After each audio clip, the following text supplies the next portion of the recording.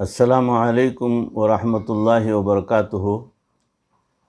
الحمد للہ نحمده ونستعینه ونستغفره ونؤمن به ونتوکل علیہ ونعوذ باللہ من شرور انفسنا ومن سیئات اعمالنا، من يهده الله فلا مضل له ومن يضلله فلا هادي له، ونشهد أن لا إله إلا الله وحده لا شريك له، ونشهد أن سيدنا ومولانا محمدا عبده ورسوله أرسله بالحق بشيرا ونذيرا وداعيا إلى الله بإذنه وسراجا منيرا، أما بعد، قال الله تبارك وتعالى في القرآن المجيد والفرقان الحميد، فأعوذ بالله من الشيطان الرجيم، بسم الله الرحمن الرحيم، ولما بلغ أشده آتيناه حكما وعلما، وَكَذَلِكَ نَجْزِي الْمُحْسِنِينَ، صدق اللہ مولانا العظیم۔ اللہم صلی علی سیدنا ومولانا محمد وبارک وسلم کما تحب وترضى عدد ما تحب وترضى۔ اللہم صلی علی سیدنا ومولانا محمد وبارک وسلم کما تحب وترضى عدد ما تحب وترضى۔ محترم ناظرین، سامعین، بھائیوں، بزرگوں اور دوستوں، معزز خواتین، ماں بہنوں، موضوع تصوف کے وہ زمرے میں جو موضوع چل رہا ہے وہ ہے عشق الہی کی حقیقت۔ اللہ کی ذات سے جو محبت بندہ کرنا چاہتا ہے اور کرنا ضروری بھی ہے، اس کی حقیقت کیا ہے۔ اس موضوع کی کڑیاں پہلے بھی گزر چکی ہیں، اسی موضوع کی یہ اگلی کڑی ہے جو آپ حضرات کے روبرو پیش کرنے کی سعادت حاصل کرنا چاہتا ہوں۔ تو فانی عشق جو ہے وہ بندے کو خطرے کی طرف، نقصان کی طرف، مایوسی کی طرف دھکیل دیتا ہے، اور اس سے بندہ گناہوں کے اندر ملوث ہو جاتا ہے اور آخرت میں پھٹکار کا باعث بن جاتا ہے۔ کئی مرتبہ بندہ اللہ رب العزت کی دیدار کی لذت کے بجائے مخلوق کی دیدار کے پیچھے پریشان پھر رہا ہوتا ہے۔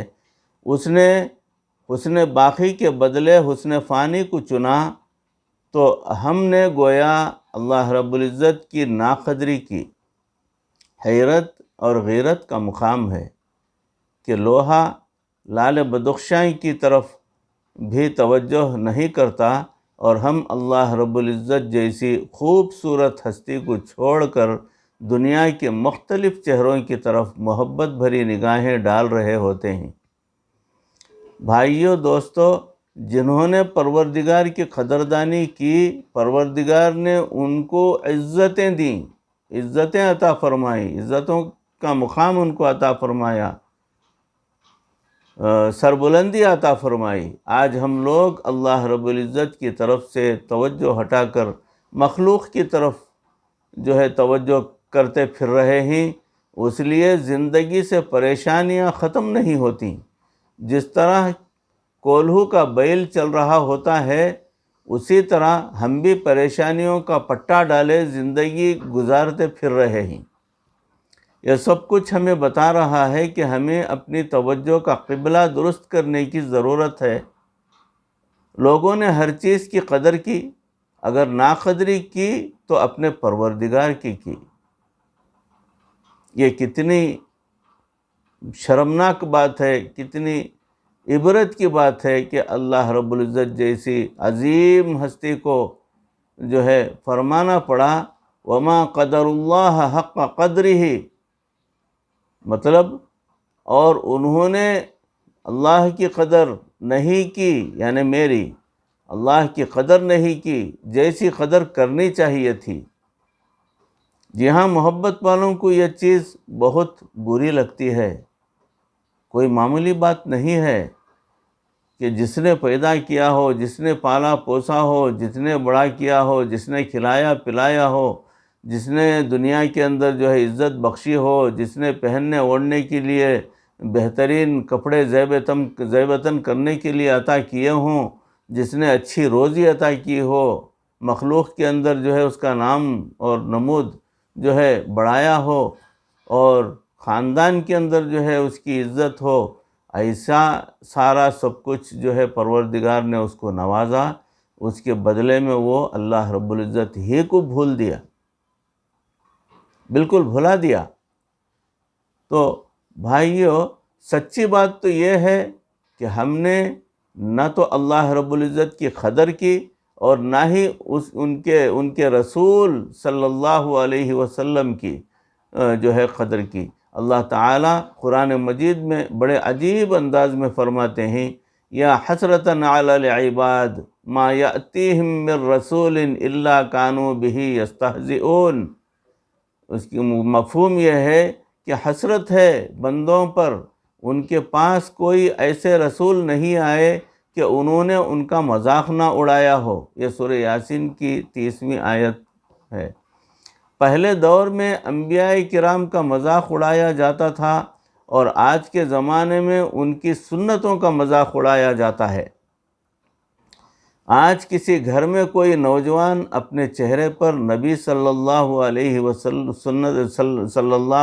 وسلم کی سنت کا نور سجا لے، ذرا اس کی ماں کے تاثرات سن لیجئے، اس کی بہنوں کے فقرات سن لیجئے کہ کیا کیا اس کو طعنے دیتے ہیں، اس کے رشتہ داروں کی ہرزہ سرائی سن لیجئے، حالانکہ یہ سارے کلمہ گو ہیں، مسلمان ہیں۔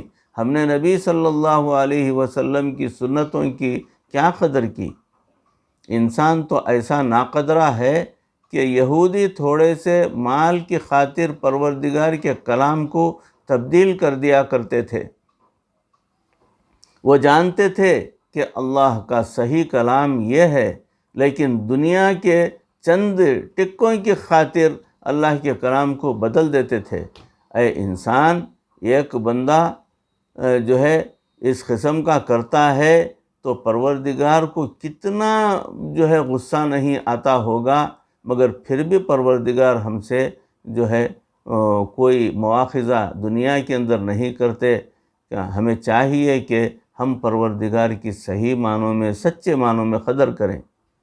ایک ہندو عورت اپنے مردہ خاوند کے پیچھے مر کر جان دے دیتی ہے، جسے ستی کہا جاتا ہے۔ ستی کی رسم وہی ہے کہ اس کا خاوند مر جاتا ہے تو وہ عورت بھی اس کی چتا کے اندر جو ہے چھلانگ لگا دیتی ہے اور وہ اس کے ساتھ جل کر مر جاتی ہے۔ تو یہ بہت ہی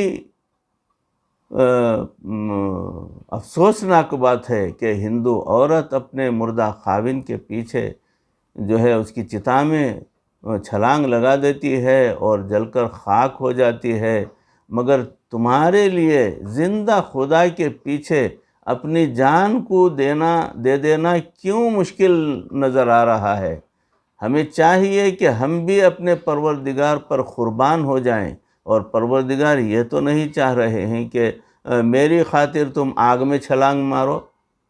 میری خاطر تم جا کر پھانسی کا پھندا ڈال لو، میری خاطر تم جا کر کنویں میں چھلانگ مارو اور ختم ہو جاؤ، میری خاطر زہر کھا لو اور ختم ہو جاؤ۔ ایسا کبھی نہیں کہتا پاک پروردگار، کہ مگر اس مطلب یہ ہے کہ محبت کے اندر پروردگار سے بندہ جتنا اپنا وہ جو ہے وہ اپنے آپ کو پروردگار کے حوالے کر دیتا ہے، یہ ہے اصل۔ مجنوں کو لیلا کے ساتھ ایک تعلق تھا۔ لیلا کا نام لیلا اس لیے تھا کہ وہ رات کی طرح کالی تھی، بہت ہی کالی تھی اور بھدی تھی۔ ایک مرتبہ مجنوں کے سامنے ایک خوبصورت عورت پیش کی گئی، اس نے اس کی طرف آنکھ اٹھا کر بھی نہیں دیکھا۔ سوچنے کی بات یہ ہے کہ مجنوں کالی کلوٹی عورت کی محبت میں ایسا پھنسا ہوا تھا کہ وہ خوبصورت گوری عورتوں کو بھی دیکھنا پسند نہیں کرتا تھا۔ اور ہم اللہ رب العزت کے کیسے عاشق ہیں کہ اللہ رب العزت جیسی حسن و جمال والی ہستی کو چھوڑ کر کالی کلوٹی شخصیتوں کو، بھدی بھونڈی صورتوں کو کے پیچھے نظریں دوڑاتے پھر رہے ہوتے ہیں۔ بھلا حسن مولا کے ساتھ حسن لیلا کو کیا نسبت ہو سکتی ہے؟ کوئی زمین اور کوئی آسمان کی مثال دے تو وہ ہرگز ٹھیک نہیں ہے۔ کوئی دونوں میں عرش اور فرش کا فرق بیان کرے تو وہ بھی بعید از قیاس ہے۔ کوئی خطرہ اور سمندر کی مثال دے تو وہ بھی کہانی غلط ہے، اور کوئی آفتاب اور ذرے کی نسبت ٹھہرائے تو وہ بھی درست نہیں ہے۔ مخلوق کے حسن و جمال کو اللہ رب العزت کے حسن و جمال کے ساتھ کوئی نسبت ہو ہی نہیں سکتی۔ ہمیں چاہیے کہ ہم پروردگار حقیقی کے طالب بن کر زندگی گزارنے لگ جائیں۔ عشق الہی کے میدان میں سیدنا ابراہیم علیہ السلام نے راسخ قدم رکھا تھا۔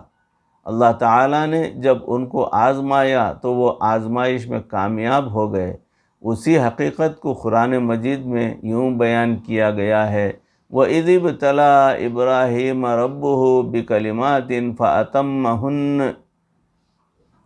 اور یاد کرو اس وقت کو جب آزمایا ابراہیم کو اس کے رب نے چند باتوں میں، اور وہ اس میں کامیاب نکلا۔ ہمارے حضرت شیخ فرمایا کرتے تھے کہ فَأَتَمَّهُنَّ کا مطلب یہ ہے کہ وہ اس میں 100% کامیاب ہو گئے۔ اب آپ کی خدمت میں ان چند باتوں کی تفصیل پیش کی جا رہی ہے۔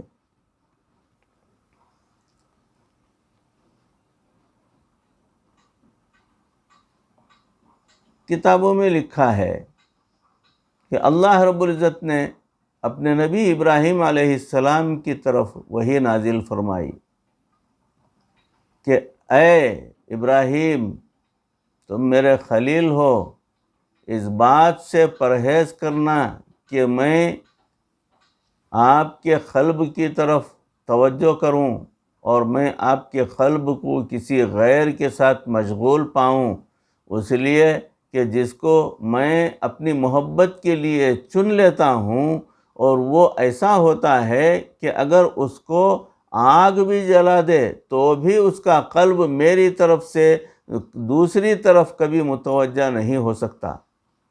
چنانچہ زندگی میں وہ وقت بھی آیا جب نمرود نے آپ کو آگ میں ڈال دینے کا حکم دیا۔ تفاسیر میں اس آگ کی تفصیل بیان کی گئی ہے۔ ان لکڑیوں کو ایک ہی وقت میں آگ لگائی گئی۔ جب ساری لکڑیاں جلنے لگیں تو نمرود اس سوچ میں پڑ گیا کہ حضرت ابراہیم علیہ السلام کو آگ میں کیسے ڈالا جائے۔ بالآخر شیطان نمرود کے پاس آیا اور اس نے سمجھایا کہ ایک جھولا بنا لیجئے جسے منجلیق کہا جاتا ہے، جھولا بنا لیجئے، غلیل جو پتھر جو ہے سے دور تک نشانہ باندھا جا سکتا ہے ربر کے ساتھ میں، تو اس قسم کا بڑا سا منجلیق بنا لیجئے اور اس میں بٹھا کر ان کو آگ میں پھینک دیجئے۔ اس طرح یہ آگ کے وسط میں جا کر گریں گے۔ چنانچہ اس نے جھولا بنوا لیا اور آپ کو اس میں بٹھا کر آگ میں پھینک دیا۔ ابھی حضرت ابراہیم علیہ السلام کا جھولا ہوا میں ہی جھول رہا تھا کہ فرشتے تعجب سے کہنے لگے کہ اے اللہ، ابراہیم علیہ السلام کے دل میں آپ کی کتنی محبت ہے، آپ کی محبت کی وجہ سے آگ میں ڈالے جا رہے ہیں۔ انہوں نے اسباب کی کوئی پرواہ نہیں کی، اے اللہ ان کی مدد فرما دیجئے۔ مگر اللہ تعالیٰ نے فرشتوں سے فرمایا تم لوگ ان کے پاس چلے جاؤ اور اپنی مدد پیش کر لو، پھر میرا خلیل قبول کر لے تو تم مدد کر دینا، ورنہ خلیل جانے اور خلیل کا رب جلیل جانے، کیونکہ یہ میرا اور میرے خلیل کا معاملہ ہے۔ سبحان اللہ۔ چنانچہ فرشتوں نے حضرت ابراہیم علیہ السلام کے پاس آ کر مدد کی پیشکش کی، مگر آپ ابراہیم علیہ السلام نے ان کی بات سن کر فرمایا کیا مجھے تمہاری کوئی حاجت نہیں ہے، لا حاجت لی الیکم، کوئی حاجت مجھے نہیں ہے تمہارے مدد کی۔ پھر حضرت جبرائیل علیہ السلام حاضر خدمت ہوئے اور امداد پیش کی۔ حضرت ابراہیم علیہ السلام نے پوچھا جبرائیل کیا آپ اپنی مرضی سے آئے ہیں یا اللہ رب العزت نے بھیجا ہے؟ جبرائیل علیہ السلام نے عرض کیا کہ میں آیا تو اللہ کی مرضی سے ہوں، مگر اللہ تعالیٰ نے مجھے فرمایا ہے کہ اگر وہ مدد کو قبول کریں تو مدد کر دینا۔ حضرت ابراہیم علیہ السلام نے فرمایا نہیں، جب میرے اللہ کو میرے حال کا پتہ ہے تو پھر مجھے یہی کافی ہے کہ پروردگار خود جانتا ہے کہ ابراہیم کس حال میں ہیں، اور میرا مالک میرا محبوب جانتا ہے کہ مجھے اس کے نام پر آگ میں ڈالا جا رہا ہے، لہٰذا میں آگ میں جانا ہی پسند کروں گا۔ جب فرشتے واپس چلے گئے، اللہ رب العزت نے آگ سے مخاطب ہو کر ارشاد فرمایا یا نار کونی برداً وسلام علی ابراہیم، اے آگ میرے ابراہیم پر سلامتی والی ٹھنڈک بن جا، اتنی ٹھنڈی بھی نہیں کہ تکلیف ہوتی ہو، کیا تو اس لیے سلامتی والی ٹھنڈک اللہ نے فرمایا۔ اس طرح اللہ تعالیٰ نے ان کے لیے آگ کو گل و گلزار بنا دیا۔ جب حضرت اسماعیل علیہ السلام کی پیدائش ہو گئی تو اللہ رب العزت نے حضرت ابراہیم علیہ السلام کو فرمایا اے میرے پیارے خلیل، آپ اپنی بیوی کو بے برگ و گیاہ وادی کے اندر چھوڑ آئیے۔ چنانچہ آپ اپنی بیوی حضرت حاجرہ رضی اللہ تعالی عنہا اور بچے حضرت اسماعیل علیہ السلام کو بیت اللہ کے قریب، جہاں پانی اور سبزہ کا نام و نشان بھی نہیں تھا، چھوڑ دیتے ہیں، کوئی بات نہیں کرتے، اور پھر واپس ملک شام جانے کے لیے کھڑے ہو جاتے ہیں۔ یہ کوئی آسان کام نہیں تھا۔ ذرا تصور کر کے دیکھیے، اپنی بیوی کو اکیلے مکان میں چھوڑ کر آنے کے لیے بندے کا دل آمادہ نہیں ہوتا، حالانکہ شہر کے اندر ہوتا ہے مکان، پھر بھی اپنی بیوی اور بچے کو ایسے ویرانے میں چھوڑ دینا جہاں پانی نہیں، گھاس پھوس نہیں، کوئی آنے جانے والا نہیں، کوئی سایہ نہیں، کوئی کھانے پینے کی کوئی چیز موجود نہیں، تو کوئی چیز نہ ملے اور ہر طرف پتھر ہی پتھر اور مٹی ہی مٹی، ریت ہی ریت نظر آتی ہو، کتنی بڑی آزمائش ہے۔ جب اللہ کے حکم سے ان کو چھوڑ کر واپس آنے لگے تو بیوی نے پوچھا آپ ہمیں یہاں کیوں چھوڑ کر جا رہے ہیں؟ مگر آپ علیہ السلام نے کوئی جواب نہیں دیا۔ دوبارہ پوچھا کہ آپ ہمیں یہاں کیوں چھوڑ کر جا رہے ہیں؟ مگر پھر بھی آپ نے کوئی جواب نہیں دیا۔ اور پھر آخر نبی کی صحبت یافتہ تھیں، چنانچہ تیسری بار پوچھنے لگیں کیا آپ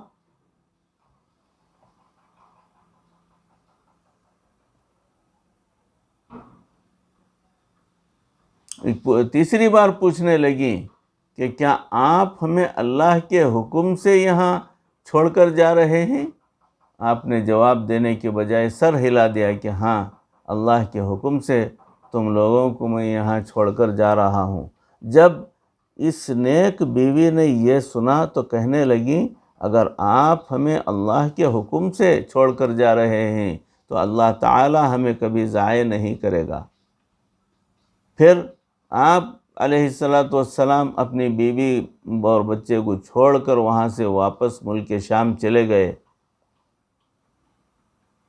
اپنی جان دینا آسان ہوتا ہے، لیکن اپنے سامنے اپنے بچے کو مرتے دیکھنا اس سے زیادہ مشکل کام ہے۔ اسی لیے تو بچے کو بچانے کے لیے ماں باپ آ جاتے ہیں اور کہتے ہیں کہ پہلے ہمیں مارو پھر بچے کو ہاتھ لگانا۔ تو معلوم ہوا کہ حضرت ابراہیم علیہ السلام کا آگ میں ڈالے جانے والا امتحان ایک درجہ پیچھے تھا، اور اولاد کو اپنے ہاتھوں سے ذبح کرنا اس سے بھی ایک درجہ آگے تھا۔ حضرت ابراہیم علیہ السلام اپنی بیوی اور بچے کو ملنے کے لیے ملک شام سے مکہ مکرمہ آئے۔ آپ علیہ السلام نے 8 ذو الحجہ کی رات کو خواب دیکھا کہ میں اپنے بیٹے کو اللہ کے نام پر ذبح کر رہا ہوں۔ آپ صبح اٹھے تو سوچنے لگے کہ شاید قربانی مطلوب ہے، چنانچہ آپ نے 70 اونٹ اللہ کے راستے میں قربان کر دیے۔ پھر 90ویں کی شب کو پھر وہی خواب دیکھا، چنانچہ دوسرے دن بھی 70 اونٹ قربان کر دیے، لیکن 10ویں کی رات کو پھر وہی خواب دیکھا کہ میں اپنے بیٹے کو اللہ کے نام پر قربان کر رہا ہوں۔ جب تیسری بار یہی خواب دیکھا تو واضح طور پر سمجھ گئے کہ اللہ تعالیٰ کو میرے بیٹے ہی کی قربانی مطلوب ہے۔ چنانچہ آپ نے مصمم ارادہ کر لیا کہ اب میں اپنے 7 سالہ بیٹے حضرت اسماعیل کو اللہ کی راہ میں قربان کرنا چاہتا ہوں۔ چنانچہ جب صبح ہوئی تو حضرت ابراہیم علیہ السلام نے اپنے بچے کو پیار کیا اور کہا، بیٹا میرے ساتھ چلو۔ بیوی نے پوچھا، کہاں؟ آپ نے فرمایا، کسی بڑے کی ملاقات کرنی ہے۔ نام نہ بتایا کیونکہ وہ بالآخر ماں ہے، ممکن ہے کہ قربانی کا نام سن کر اس کا دل پسیج جائے اور اس کی آنکھوں سے آنسو آ جائیں اور صبر و ضبط میں کچھ فرق پڑ جائے۔ چنانچہ موٹی سی بات کر دی کہ کسی بڑے کی ملاقات کے لیے جانا ہے۔ بی بی ہاجرہ رضی اللہ تعالی عنہا نے حضرت اسماعیل علیہ السلام کو نہلایا، سر پر تیل بھی لگایا اور کنگھی بھی کر دی، لیکن ان کو معلوم نہیں تھا کہ آج میرا بیٹا کس آزمائش میں جا رہا ہے۔ البتہ روانہ ہوتے وقت حضرت ابراہیم علیہ السلام نے بیٹے کو کہہ دیا، بیٹا ایک رسی اور چھری بھی ساتھ میں لے لو۔ انہوں نے پوچھا، ابا جان اسی رسی اور چھری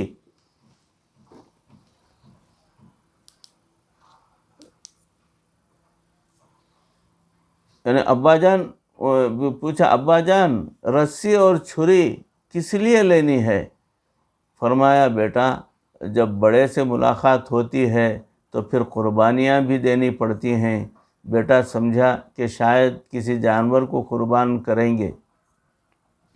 یوں حضرت ابراہیم علیہ السلام اپنے لخت جگر کو قربان کرنے کے لیے گھر سے نکل کر وہ چل پڑے راستے میں۔ جب وہ اپنے گھر سے چلے تو شیطان ملعون بی بی ہاجرہ رضی اللہ تعالیٰ عنہا کے پاس آیا اور کہنے لگا، تمہیں پتہ بھی ہے کہ آج تمہارے بیٹے کے ساتھ کیا ہونے والا ہے؟ انہوں نے پوچھا، کیا؟ وہ کہنے لگا، تمہارا خاوند تمہارے بیٹے کو ذبح کر دیں گے۔ انہوں نے کہا، بوڑھے تیری عقل چلی گئی ہے، کبھی باپ بھی اپنے بیٹے کو ذبح کرتا ہے؟ وہ کہنے لگا، ہاں ان کو اللہ کا حکم ہوا ہے۔ جب اس نے یہ کہا کہ ہاں ان کو اللہ کا حکم ہوا ہے تو بی بی ہاجرہ رضی اللہ تعالی عنہ کہنے لگیں اگر اللہ کا حکم ہوا ہے تو میرے بیٹے کو قربان ہونے دو، کیونکہ اگر میرے بارے میں اللہ کا حکم ہوتا ہے تو میں بھی اس کے راستے میں قربان ہونے کے لیے تیار ہو جاتی۔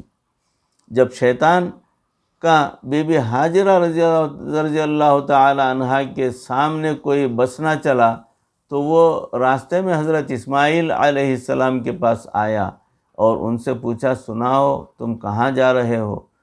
انہوں نے فرمایا کسی بڑے کی ملاقات کے لیے جا رہا ہوں۔ وہ کہنے لگا ہرگز نہیں، تمہیں ذبح کرنے کے لیے لے جایا جا رہا ہے۔ انہوں نے کہا یہ کیسے ہو سکتا ہے؟ کوئی باپ بھی اپنے بیٹے کو ذبح کر سکتا ہے؟ کہنے لگا ہاں اللہ کا حکم ہے تو اس لیے تمہیں قربان کیا جا رہا ہے۔ حضرت اسماعیل علیہ السلام نے کہنے لگے کہ اگر اللہ کا حکم ہے تو میں حاضر ہوں۔ چنانچہ شیطان پھر بھی ناکام ہوا اور وہاں سے چل دیا۔ پھر راستے میں حضرت ابراہیم علیہ السلام کے پاس آیا اور کہنے لگا بیٹے کو کیوں ذبح کرتے ہو؟ کبھی خواب کے پیچھے بھی کوئی اپنی اولاد کو ذبح کرتا ہے؟ دیکھیے قابیل نے حابیل کو قتل کیا تھا لیکن آج تک اس کا نام رسوائے زمانہ مشہور ہے۔ اگر آپ بھی اپنے بیٹے کو ذبح کر دیں گے تو کہیں آپ کا نام بھی ایسے ہی برا نہ مشہور ہو جائے، لہٰذا ایسا کام ہرگز نہ کرنا۔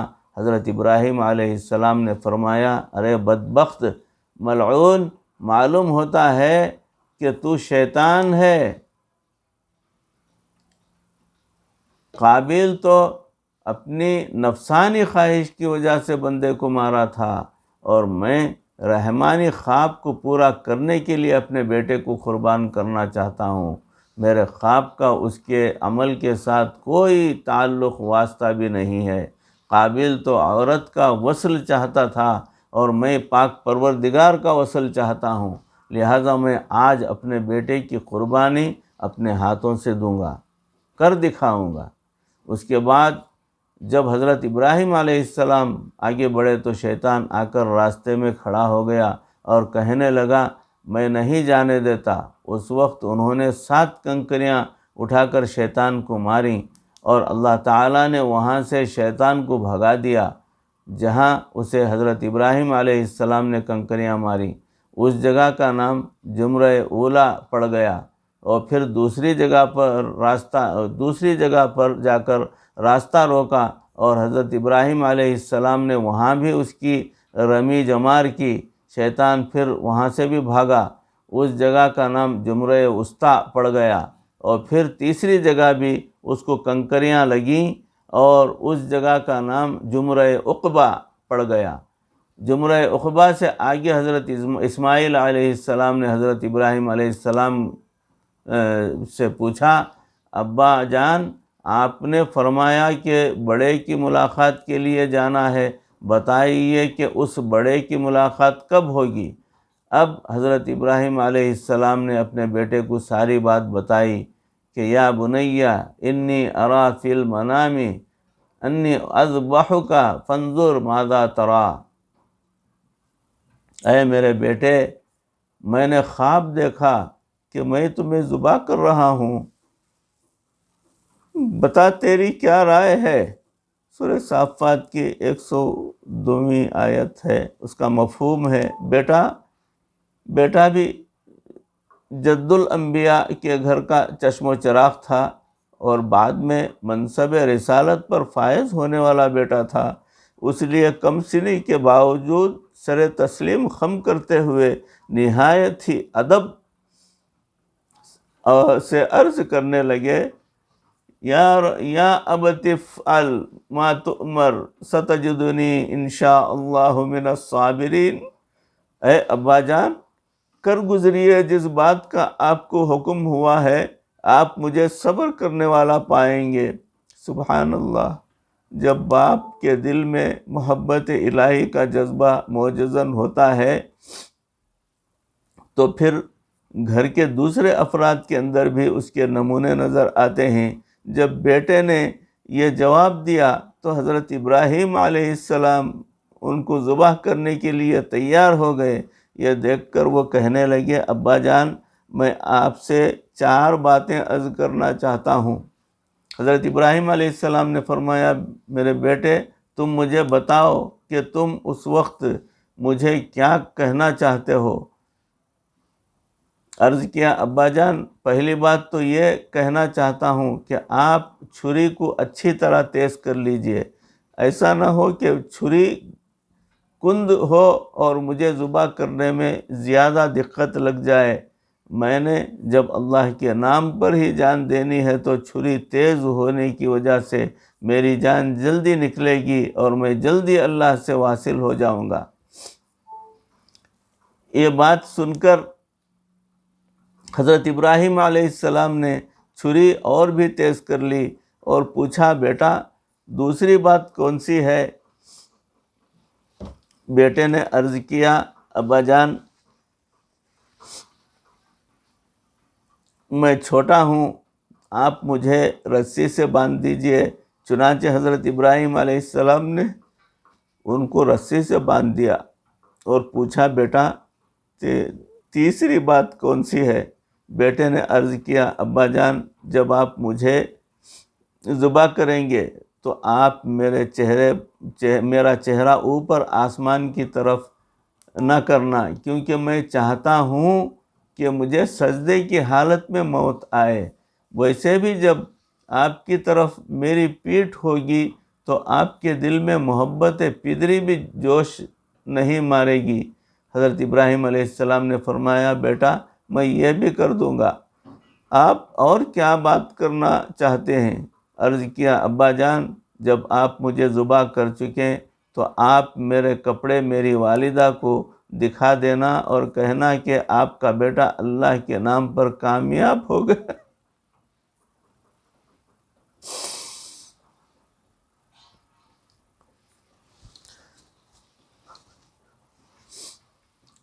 حضرت اسماعیل علیہ السلام کی چوتھی بات پر حضرت ابراہیم علیہ السلام رو پڑے اور اللہ رب العزت سے فریاد کی کہ اے اللہ، آپ نے مجھے بڑھاپے میں اولاد دی اور اب اس معصوم بچے کی قربانی مانگتے ہیں۔ اے اللہ اپنے خلیل پر رحم فرمانا اور اس بچے پر بھی رحم فرما دینا جو قربانی کے لیے تیار ہے۔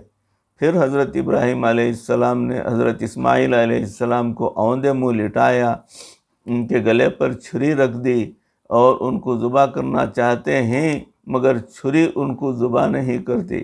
اللہ رب العزت نے حضرت جبرائیل علیہ السلام کو حکم دیا، اے جبرائیل جاؤ اور چھری کو تھام لو، اگر رگوں میں سے کوئی رگ کٹ گئی تو فرشتوں کے دفتر سے تمہارا نام نکال دوں گا۔ چنانچہ حضرت جبرائیل علیہ السلام آ کر چھری کو تھام لیتے ہیں اور حضرت ابراہیم علیہ السلام چھری کو چلانے کی کوشش کرتے ہیں لیکن چھری نہیں چلتی۔ پھر اپنا پورا بوجھ اس کے اوپر ڈال دیتے ہیں مگر چھری نے بچے کو پھر بھی ذبح نہیں کیا۔ چنانچہ حضرت ابراہیم علیہ السلام غصے میں آ کر چھری سے کہتے ہیں، اے چھری تو کیوں نہیں چلتی؟ پھر چھری نے جواب میں پوچھا، اے ابراہیم خلیل اللہ، جب آپ کو آگ میں ڈالا گیا تو آپ کو آگ نے کیوں نہیں جلایا تھا؟ حضرت ابراہیم علیہ السلام نے فرمایا، آگ کو اللہ کا حکم تھا کہ میرے ابراہیم کو نہیں جلانا۔ پھر چھری کہنے لگی، اے ابراہیم خلیل اللہ، آپ مجھے ایک مرتبہ کہتے ہیں کہ گلے کو کاٹو اور اللہ تعالی مجھے 70 مرتبہ کہہ رہے ہیں کہ ہرگز نہیں کاٹنا۔ اب بتائیں کہ میں گلا کیسے کاٹ سکتی ہوں؟ اللہ رب العزت کی شان دیکھیے کہ اللہ نے حضرت اسماعیل علیہ السلام کو زندہ بچا لیا اور ان کے بجائے ایک مینڈھا قربان ہو گیا۔ اللہ تعالیٰ کو حضرت ابراہیم علیہ السلام کی یہ ادا اتنی پسند آئی کہ اللہ نے ان کے بیٹے کو محفوظ بھی فرما لیا اور فرمایا وَفَدَيْنَاهُ بِذِبْحٍ عَظِيمٍ، اس کی جگہ ہم نے ایک بڑی قربانی دے دی۔ مفسرین نے لکھا ہے کہ اللہ تعالیٰ نے عظیم کا لفظ ارشاد فرمایا اس لیے کہ حضرت اسماعیل علیہ السلام کی پیشانی میں 2 نبوتوں کا نور تھا، ایک اپنی نبوت کا اور ایک سیدنا رسول اللہ صلی اللہ علیہ وسلم کی نبوت کا نور تھا۔ اللہ تعالیٰ وہ فرماتے ہیں ان ھذا لہو البلاء المبین، کہ بے شک یہ بہت بڑی آزمائش تھی، اور اے ابراہیم تجھ پر سلامتی ہو، یعنی اے ابراہیم تجھے شاباشی، ابراہیم تو جیتا رہے کہ تو نے ایسی قربانی کر دکھائی۔ اللہ رب العزت نے اپنے خلیل کی اتنی حوصلہ افزائی فرمائی کہ فرمایا وَتَرَكْنَا عَلَيْهِ فِي الْآخِرِينَ، اور ہم نے آنے والوں میں اس عمل کو جاری کر دیا۔ بھائیوں، بزرگوں، دوستوں، معزز خواتین، ماں بہنوں، موضوع چل رہا ہے عشق الہی کی اصل حقیقت کے تعلق سے۔ انشاءاللہ اس کی اگلی کڑی اگلی مجلس میں آپ حضرات کے روبرو پیش کرنے کی کوشش کروں گا۔